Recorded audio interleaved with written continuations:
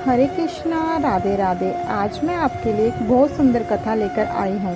एक मैया अपनी श्याम सुंदर की बड़ी सेवा करती थी।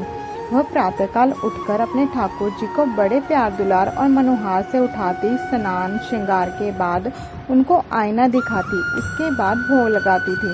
एक बार उसको एक मास की लंबी यात्रा पर जाना पड़ा। जाने से पूर्व उसने ठाकुर जी की सेवा अपनी पुत्र वधू को सौंपते हुए समझा रही थी, ठाकुर जी की सेवा में कोई कमी न करना, उनको श्रृंगार के बाद आईना दिखाना, इतना अच्छा श्रृंगार करना कि ठाकुर जी मुस्कुरा दें। दूसरे दिन बहू ने सास की आज्ञा अनुसार ठाकुर जी की सेवा की। उनको श्रृंगार के बाद दर्पण दिखाया और उसी दर्पण में धीरे से देखने लगी कि ठाकुर जी मुस्कुराए या नहीं। ठाकुर जी को जब मुस्कुराता ना देखा तो सोचा श्रृंगार में कमी हो गई होगी। पगड़ी, बंसी, पोशाक सब ठीक करके फिर दर्पण दिखाकर झुककर देखा, ठाकुर जी पहले जैसे खड़े थे।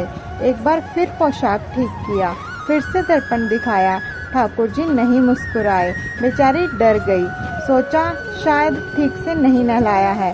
फिर से कपड़े उतारकर ठाकुर जी को स्नान कराया, पोशाक और श्रृंगार पधराया, फिर दर्पण दिखाया, किंतु ठाकुर जी ना मुस्कुराए।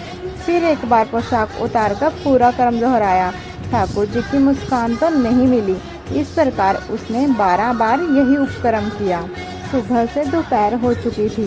घर का सब काम बाकी पड़ा था। ना कुछ खाया था, ना पानी पिया था। बहुत जोर की भूख प्यास लगी थी, किंतु सास के आदेश की अवहेलना करने की उसकी हिम्मत नहीं थी। 13वीं बार उसने ठाकुर जी को वस्त्र उतारे, फिर स्नान करवाया। ठाकुर जी सुबह से सर्दी के मौसम में स्नान कर करके तंग हो चुके थे। उन्हें भी जोर की भूख प्यास लगी थी। इस बार फिर से वस्त्र आभूषण पहन रहे थे, किंतु उनके मन में भी बड़ी दुविधा थी। क्या करूं? श्रृंगार होने के बाद आसन पर विराज चुके थे। बहू ने दर्पण उठाया। ठाकुर जी ने निश्चय कर लिया था मुस्कुराने का। जैसे ही उसने दर्पण दिखाया और झुककर बगल में देखने की लगी तो श्याम सुंदर मुस्कुरा रहे थे। उनकी भुवन मोहनी हंसी देखकर बहू विस्मित सी हो गई, सारी दुनिया को भूल गई। थोड़ी देर में होश में आने के बाद उसको लगा शायद मेरा भ्रम हो। ठाकुर जी तो हंसे नहीं। उसने फिर दर्पण दिखाया। ठाकुर जी ने सोचा, प्यारे, अगर भोजन पाना है तो हंसना पड़ेगा। वे मध्यम मध्यम हंसने लगे। ऐसी हंसी उसने पहले नहीं देखी थी। वह मंद मंद हंसी उसके हृदय में बस गई। उस छवि को देखने का उसका बार बार मन हुआ। एक बार फिर उसने दर्पण दिखाया और ठाकुर जी को मुस्कुराना पड़ा। अब तो मारे खुशी के वह फूली ना समाई।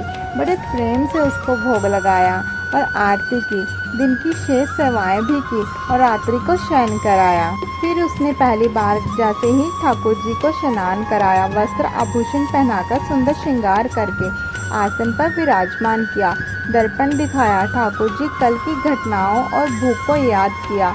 ठंडे जल से 13 बार का स्नान याद करके ठाकुर जी ने मुस्कुराने में ही अपनी भलाई समझी। उसने 3 बार ठाकुर जी को दर्पण दिखाया, उनकी मनमोहक हंसी का दर्शन किया, आगे की सेवा भी क्रमानुसार पूरी की।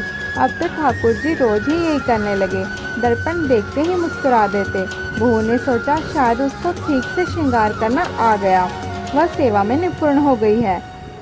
1 मास के बाद जब मैया यात्रा से वापस आई, आते ही उसने बहू से सेवा के बारे में पूछताछ की।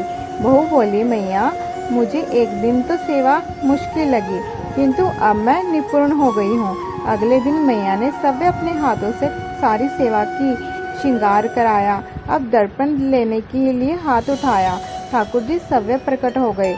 मैया का हाथ पकड़ लिया और बोले, मैया, मैं तेरी सेवा से प्रसन्न तो हूँ, पर दर्पण दिखाने की सेवा तो मैं तेरी बहू रानी से ही करवाऊंगा, तू तो रहने दे।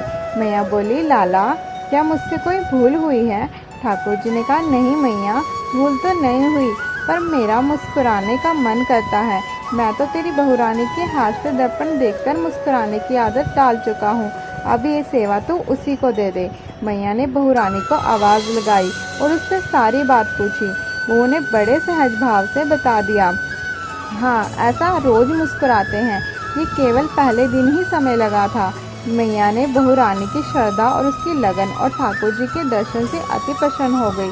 उसे पता चल गया कि बहू रानी ने ठाकुर जी को अपने प्रेम भाव से पा लिया है। मैया अपनी बहू रानी को ठाकुर जी की सेवा सौंपकर निश्चित हो गई। तो आज की कथा आपको कैसी लगी? अगर अच्छी लगी हो तो लाइक करें, शेयर करें, हमारे चैनल को सब्सक्राइब करें। जय जय श्री राधे।